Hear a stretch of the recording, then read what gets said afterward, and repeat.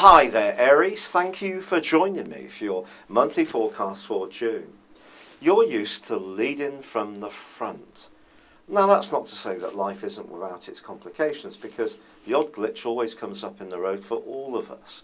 But generally, because of Uranus making its way through your sign, Uranus, the planet of the unexpected and the impulsive, over the last 5 years or so, your desire to just go for it in a way which has really made you authentic has been tremendously high.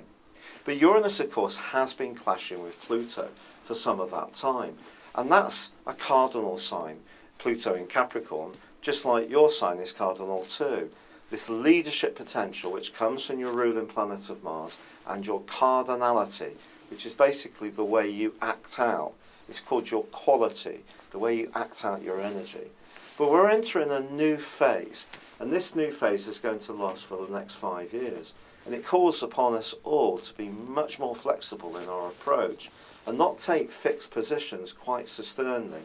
So, as you go into June, communication, as ever, is going to be the key factor. And your communication can absolutely sparkle. And it could bring some wonderful new possibilities your way, particularly romantically. But equally, if you encounter somebody who's not sincere, doesn't come up to the mark, or disappoints you, and this could be linked to an ongoing relationship, the new moon of the 5th is particularly critical. This combines the Sun with Venus, but also the two are going to be feeding into the T-square that's been going on for some while between Jupiter, Neptune and Saturn. Now, Saturn's in Sagittarius, which of course is another fire sign like you, but it is mutable, so it's always changing. And what you're being asked to do basically is think on your feet a little bit, whether it's around business communications or personal ones. These changing conditions may not be particularly easy, but with the Sun combining with Venus for you in your 3rd house, and Mercury pitching up in this location also on the 13th, if you're really sincere and you really want to persuade someone of how brilliant your ideas or how wonderful you could be to go out with, there's a good chance you can get over this early difficulty on the back of that new moon. Because that new moon is going to bring your communications very much to the fore, but because of Saturn's role, because of Jupiter's role, and because of Neptune's role, it's very, very complex. Facts and knowledge could be key to this, and it's going to be important also to be very realistic about what you're saying or what you're thinking. For example, if you dream up some brilliant ideas but they're not very well researched, your ideas can be quickly knocked down. On the other hand, it could be that you do have some brilliant ideas and you just need to believe in them a little bit more and overcome Saturn's more repressive influence. So it's a time to go for it, but also be very measured in what you say.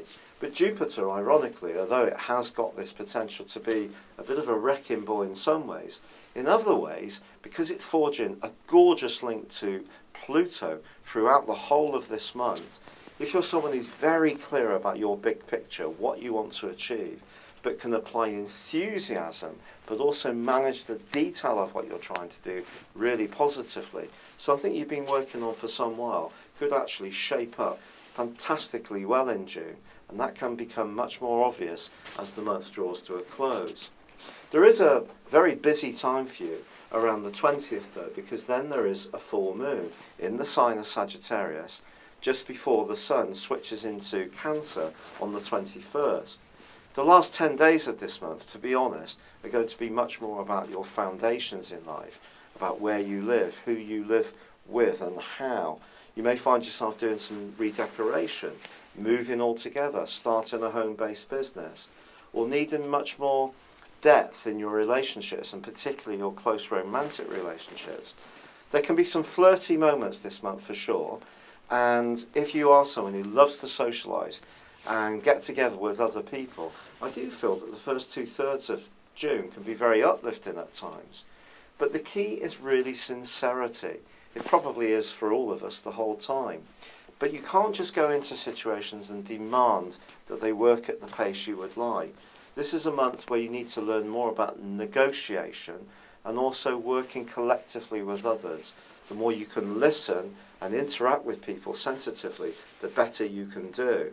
But if you do find yourself wanting to have some quieter moments in the last 10 days of June, it really wouldn't be a surprise. It's been a real pleasure being with you. Thank you for joining me. Good luck and goodbye for now.